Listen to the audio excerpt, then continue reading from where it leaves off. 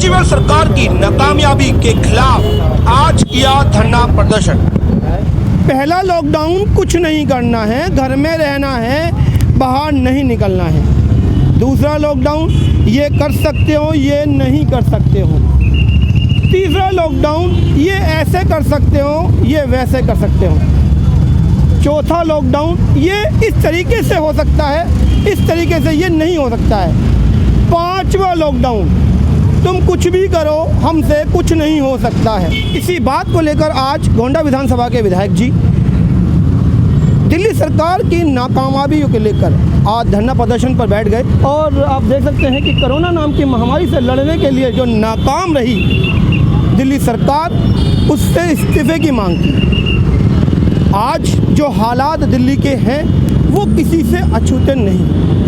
सभी को साफ तौर पर आप समझ सकते हैं कि इस समय क्या हालात दिल्ली में दिखाई दे रहे हैं कि कहीं ना कहीं दिल्ली सरकार, राज्य सरकार विफल होती हुई नज़र आ रही है। लेकिन इस विफलता में केंद्र सरकार का कितना हाथ है हम जानेंगे, बात करेंगे विधायक जी से और पूछेंगे कि जिम्मेदारी तो केंद्र सरकार की भी बनती है। विधायक अजय महावर जी हमारे साथ हैं, बात करते हैं कि किस तरीके से धरना ये केजरीवाल सरकार कोरोना वैश्विक महामारी से निपटने में पूरी तरह नाकाम हो चुकी है। सैनिटाइजेशन का मामला हो या फूड एंड सप्लाई का, स्वास्थ्य सेवाओं का मामला हो या एम्बुलेंस का, कोरोना सेंटर्स का मामला हो या प्रवासियों को घर भेजने का, हर मामले में केजरीवाल सरकार फेल हो चुकी है। और इसीलिए जहां की जनता दुखी है तो हम प्रतीकात्मक रूप से आज सोशल डिस्टेंस मेंटेन करते हुए आज इस प्रकार का एक विरोध प्रदर्शन कर रहे हैं। क्या ज़रूरत पड़ी आज इस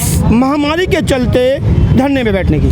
जिस तरीके से केजरीवाल सरकार दिल्ली में इस महामारी के ऊपर अंकुश लगाने में असफल हुई है, आप देख सकते हैं कि 22 तारीख को दिल्ली में कोरोना पॉजिटिव मरीजों की संख्या 12,000 थी, जो एक हफ्ते में बढ़कर आज 20,000 से ऊपर हो चुकी है। चाहे राशन वितरण का मामला हो, चाहे प्रवासी मजदूरों को उनके घरों में भेजने का मामला हो, हर क्षेत्र में केजरीवाल सरकार जो है वो असफल हुई है। उसी को देखते हुए हमें आज सांकेतिक धरने के ऊपर बैठना पड़ा है, केजरीवाल को इस बात को समझाने के लिए कि आप हर क्षेत्र में केवल राजनीति कर रहे हैं। विज्ञापनों पर बहुत बड़ा खर्चा किया जा रहा है। जो मूलभूत ज़रूरतें हैं पब्लिक की, चाहे वो स्वास्थ्य सेवाएं हों, लैब हों, चाहे वो वेंटिलेटर का मामला हो, उसमें ये सरकार पूरी तरह से असफल रही। कहीं ना कहीं जिम्मेदारी केंद्र सरकार की भी बनती है। केंद्र सरकार अपनी सफलता को कैसे गिनवा सकती है? देखो, जहाँ तक केंद्र सरकार का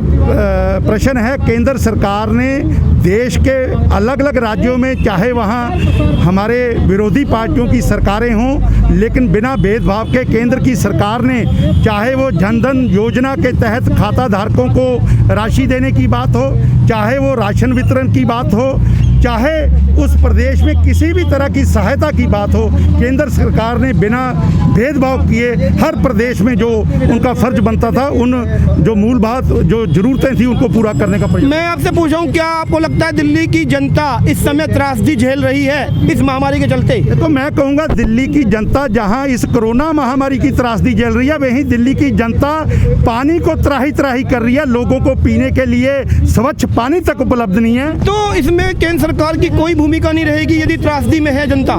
देखो, केंद्र सरकार ने जो योजना इस महामारी से बचने के लिए, जो सबसे पहले इस देश, मैं कह सकता हूं कि आज अगर हम बाहर के देशों की बात करें, जो देश पूरी तरह से संपन्न थे, जिनका पहला या दूसरा नंबर स्वास्थ्य सेवाओं को लेकर था, आज अगर भारत में कहीं ना कहीं इस महामारी के ऊपर अंकुश लगा है, तो मैं देश के प्रधानमंत्री का धन्यवाद करना चाहता हूं, जिन्होंने समय रहते हुए इस लॉकडाउन को पूरे देश में लागू।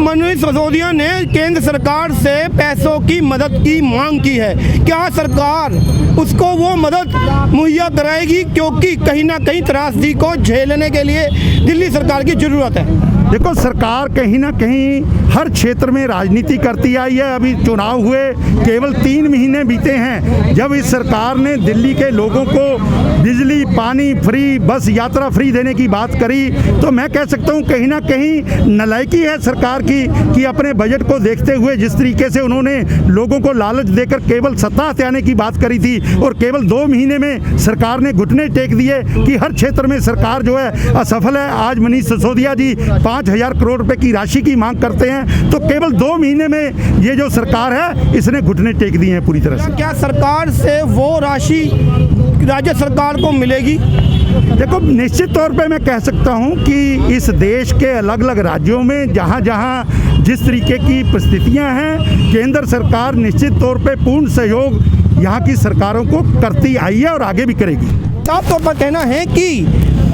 केंद्र सरकार जो काम कर रही है वो किसी से अछूता नहीं है। जिस तरीके से पूरा विश्व इस महामारी से करहा रहा है, वहाँ जो भारत में कर दिखाया वो किसी विश्व से अछूता नहीं है। दूसरी तरफ जहाँ बात राज्य सरकार की एक धनराशि मांगने की बात पे जब मैंने सवाल किया तो उनका कहना है कि इस राज्य सरकार ने अपना जो बजट है वो पहले ही फ्री की योजनाओं में बर्बाद कर दिया। उसके बाद भी यदि आज राज्य सरकार दोबारा से मांग करेगी तो हम उस मांग को जरूर पूरा करेंगे।